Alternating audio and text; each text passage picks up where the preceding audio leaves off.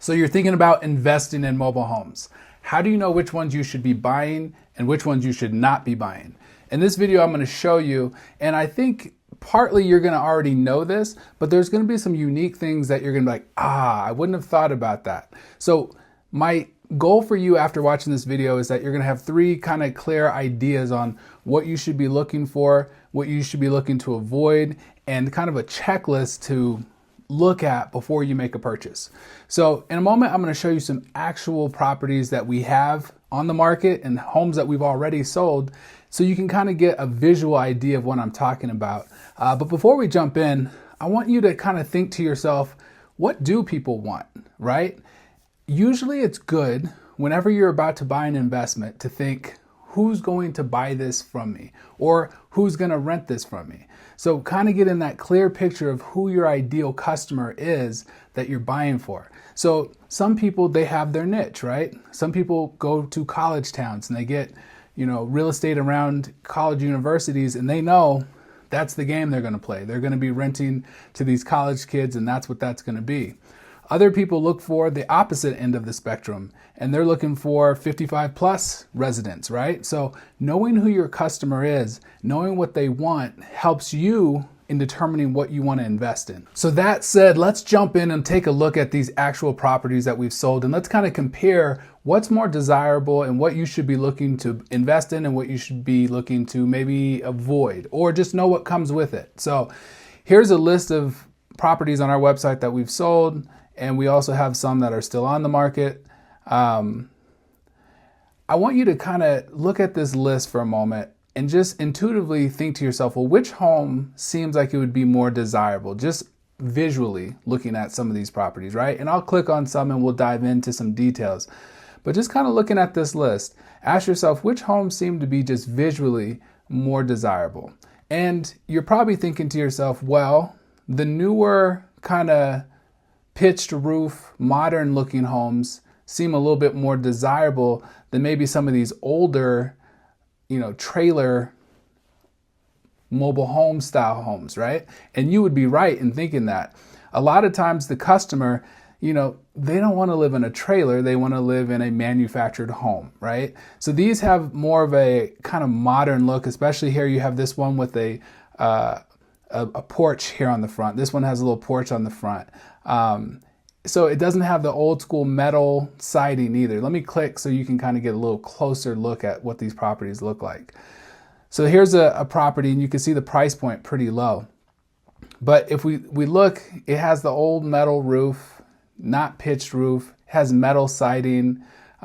It's still nice inside and it's still desirable. It's not to say that people don't want these homes, but it is to say they're just not as desirable. So what's the takeaway? You should be looking for more modern looking properties. So that would be one on your checklist. Get something that's a little bit more modern. What's another thing to consider? Well, another thing to consider, and I have another example here I'll pull up for you. When you are buying these older ones, look at this particular one. And again, we did purchase this one, but it has the old school style, right? And when you go inside, look at this. It has the wood paneling on the walls. Now, a lot of people don't know this. You can paint this wood paneling, but it takes a lot of coats. So you have to have a great primer and multiple coats a lot of times, because this will just, it's very slick. It'll run right off the wall. So when you're trying to sell a property, we almost typically always will paint this wood panel walls. Why is that? It's just old school, right? A lot of people don't like it. Now, you'll come across the rare person who's like, I love this. It brings me back to my childhood. But for most people, they don't like the wood paneling. So why did we leave it there? For that project, it made sense. But you can see here's another one. It's an old school style property. We went ahead and we did paint inside. We got rid of the wood panel walls. So this one had wood panel walls, and we went ahead and just painted them. So it makes it look a little bit more modern. So what's the takeaway? People like newer properties. Yes, that if you are to get the older ones, you want to make them look more modern. Similar to this one, we did it with this kitchen. We put in modern appliances, we painted the walls, we painted the cabinets. We made it feel newer inside, but the bottom line is the outside still looks old school, right? So just so you know, most people like the newer style properties. So keep your eye out for that, but you still can get great deals on the older ones. You shouldn't discriminate, but just make sure you're getting them at a good price and realize it's going to be a little bit more challenging to sell the older style ones compared to the newer ones. So let me show you what a newer one looks like. So the newer style ones, again, just have kind of a better looking outside. The siding isn't metal. It has like the T11 hardwood, like regular siding like a house would have, a little bit of a pitched roof. It looks a little nicer. So that's one. The newer modern homes are more desirable, generally will sell faster. So that's another key thing. You got to think, how fast is this going to sell? If it's older, I might have to sit on it for longer or sell it for less. So keep all that in mind. The other thing, whether it's a single wide or a double wide, which one do you think is more desirable? A single wide or a double wide? So as you know, the single wides are like the skinnier homes, the double wides are the wider homes, right? So we have a couple examples here of some double wides, and then we have a lot of examples of some single wides. You guessed it, a lot of people love the double wides. Why do you think that is? Well, in a moment I'll show you inside this home, but as you'll see, and it's hard to tell in the pictures, but when you walk in, you can feel actually, the home just feels so much more spacious. When you walk into a double wide, it just has a wider, more open, spacious feeling. So people in general will walk into those homes and say, hey, this feels more like a home, not like a trailer. A trailer feels a little bit more narrow. The single wides are very nice as well, by the way. It's just they have a different feel. So another thing to keep in mind, single wide versus double wides are usually a little bit more desirable, but single wides are very desirable as well, so don't discriminate on that. Next thing to consider, you already know this one, how many bedrooms and bathrooms does it have, right? So if it's a home that has a 1 bedroom, 1 bath, in fact, I have one right here, this one has taken a lot longer to sell. Why is that? There's just a smaller demographic of people looking for a 1 bedroom, 1 bathroom. Even a single person usually wants a spare bedroom or an office or an extra bathroom for guests when they come over, right? So 1 bedroom, 1 bathroom, not as desirable. It will take longer to sell. If you're in a family community versus a senior community, keep that in mind. So if you're in a family community, generally the more bedrooms, the better, right? 3 bedrooms, 4 bedrooms, that's perfect. 5 bedrooms, even better. Now, if you're in a senior community, usually you don't have a bunch of people living in these homes. A lot of times you'll see they're single people or couples. So they're perfectly fine with a 2 bedroom or 3 bedroom, but usually you can get away with a 2 bedroom. I will say, getting at least in 1.5 bathroom home is a lot better than just a 1 bathroom home.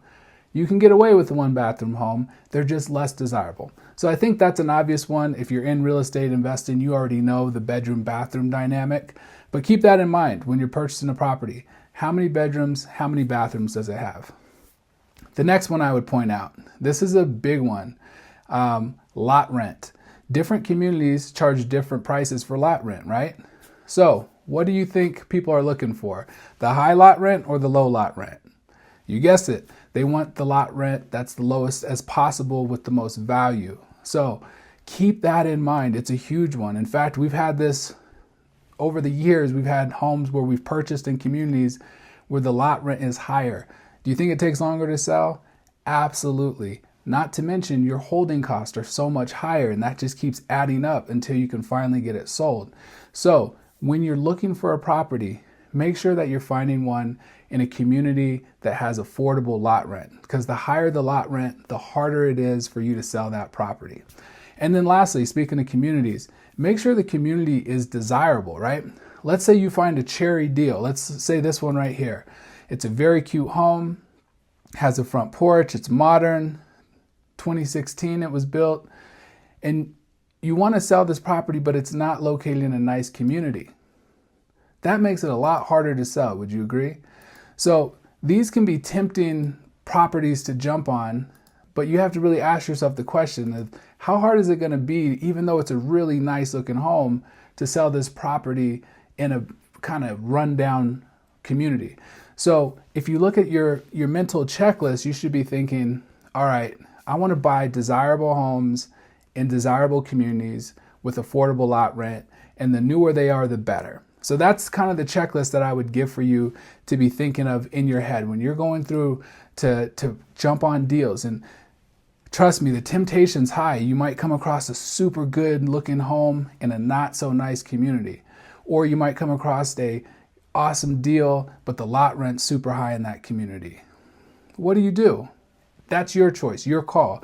I would say you want to make sure you're acquiring those properties as low as possible, because the reality is it's going to be a little bit of an uphill battle for you to get some of these properties sold if it's in a community that's not desirable, or if it's a high lot rent community and a lot of people are turning away and saying, there's no way I'm going to pay that much in lot rent. So what was the final checklist that you want to be looking for? You want to make sure that the home is more modern looking as much as possible, right?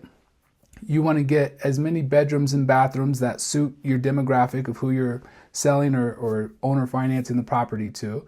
You want to get homes in communities that have affordable lot rent. And then lastly, you want to get homes in desirable communities. I hope this video was helpful for you. I have a ton of other ones. If you check out our website, mobilehomefranchise.com, I have a section on there for free learning. I hope this was helpful. I'll see you on the next video.